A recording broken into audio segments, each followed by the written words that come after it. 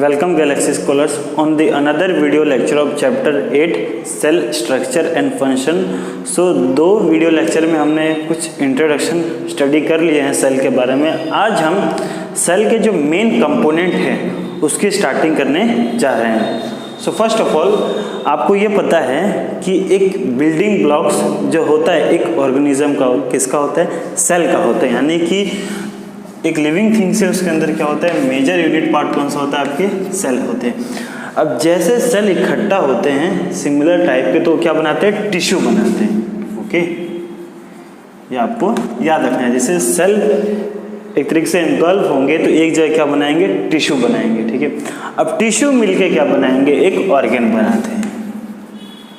और ऑर्गेन मिलके organ system, बाद में सिस्टम ओवरऑल मिलके क्या बनाता है, एक बॉडी बनाता है. Okay, so each organ is made up of smaller parts called tissue. यानी कि हर एक ऑर्गेन एक छोटे से पार्ट से बना होता है जिसे क्या बोला जाता है, टिश्यू. अब टिश्यू किससे बना है, तो सेल से बना हुआ है. Okay, part of the cell. और एक सेल के मेजर कौन से पार्ट्स होते हैं तो आप देखेंगे, जिसके बारे में हम फर्स्ट इस वीडियो लेक्चर में सेल मेम्ब्रेन के बारे में स्टडी करने वाले हैं. तो उसके कौन से पार्ट्स से मेजर, तो सबसे पहला सेल मेम्ब्रेन. ठीक है, जो सेल को कवरिंग करता है, साइटोप्लाज्म एंड न्यूक्लियस. अब जरा यहाँ पे हम ह्यूमन चीक सेल है उसमें इस स्ट्रक्चर के बारे में स्टडी करते हैं. जो देखेंगे आप, एक जो ये जेली लाइक सब्सटेंस है, ओके, जिसकी बहुत ज़्यादा एरिया है. So this is our cytoplasm. और जो इस सेल को कवर कर रहा है, अब देखेंगे ये सेल को कवरिंग करने वाला जो पार्ट है, एक लेयर है, ये लेयर है, उसे क्या बोला जाता है, सेल मेम्ब्रेन. ओके, और सेल मेम्ब्रेन का ही काम है कि सेल के अंदर कोई भी सब्सटेंस को आने या फिर नहीं आने का अलाउ करने का. ओके, जाने देना है कि नहीं किसी भी सब्सटेंस को, किसकी वजह से होता है, सेल मेम्ब्रेन की वजह से होता है. ओके, और जो सेंटर में है राउंड शेप में वो क्या है, न्यूक्लियस. और न्यूक्लियस के अंदर एक जेनेटिक इन्फॉर्मेशन स्टोर रहता है. जेनेटिक इन्फॉर्मेशन मतलब एक तरीके से कह सकते हैं कि हमारा पैटर्न कैसा होगा, हमारे आइज का कलर कैसा होगा, हमारी बॉडी स्ट्रक्चर कैसी होगी, वो डिपेंड करता है. न्यूक्लियस के अंदर एक सब्सटेंस होता है क्रोमोसोम, उस पर डिपेंड होते हैं. और क्रोमोसोम किससे बना होता है, एक प्रोटीन से बना होता है और एक सिंपल आपके डीएनए से बना होता है. Okay, so this are the part of the cell. तो cell membrane, cytoplasm and nucleus are enclosed within the cell membrane called plasma membrane. तो देखिए ज़रा, ये जो आपका न्यूक्लियस है, ये सर नो, और जो आपका ये साइटोप्लाज्म है, साइटोप्लाज्म वो एक कवर है और उसी लेयर को क्या बोला जाता है, plasma membrane. Okay, next, the cell membrane separate cell from one other. हर एक सेल को क्या करेगा, अलग करने का काम कौन करेगा, हमारे सेल मेम्ब्रेन ही करेंगे. One other and also the cell from the surrounding medium.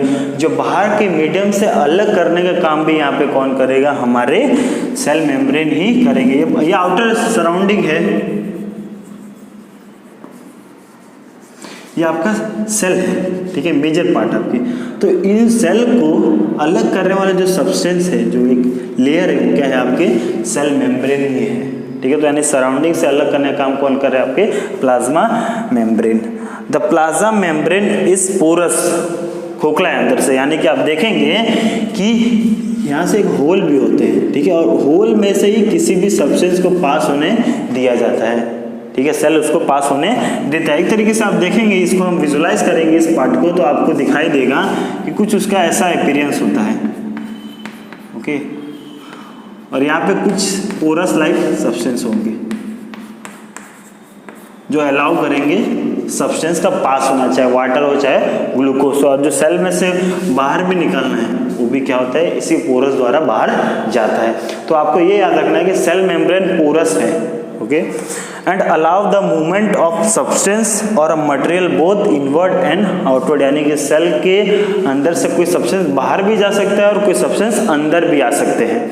Okay, next, अब ये चीज जो है ओनली जो एनिमल सेल्स होते हैं उसी के अंदर सिर्फ सेल मेम्ब्रेन है, बट जो प्लांट का सेल होता है ना, सेल मेम्ब्रेन के अलावा एक और लेयर होता है। बिकॉज प्लांट एक ही जगह सेटल डाउन रहता है तो उसको और स्ट्रांग होना बहुत ही जरूरी है, तो इसके एडिशनल एक और लेयर होता है। प्लाज्मा मेम्ब्रेन के बाहर एक और लेयर होता है जो कि क्या होता है, सेल वाल, और वो उसे प्रोटेक्ट करता है बहुत सारे एबायोटिक हार्श कंडीशन से, टेम्परेचर से, बहुत ज़्यादा सॉल्ट कंडीशन से। बहुत ज़्यादा सॉल्ट कंडीशन होंगे तो ब्रेक हो जाएंगे सेल, इसीलिए इसके पास एक एडिशनल लेयर होता है जिसे क्या बोलता है, सेल वॉल, जो कि किसका बना होता है, सेलुलोज का बना होता है।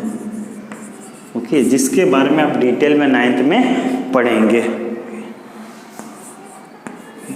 और आपके न्यूक्लियस के बारे में आपको पता है, न्यूक्लियस एक सेंटर में जो पाने वाला स्ट्रक्चर है हमारे सेल के अंदर, जिसके अंदर जेनेटिक इंफॉर्मेशन क्या रहता है, स्टोर रहता है।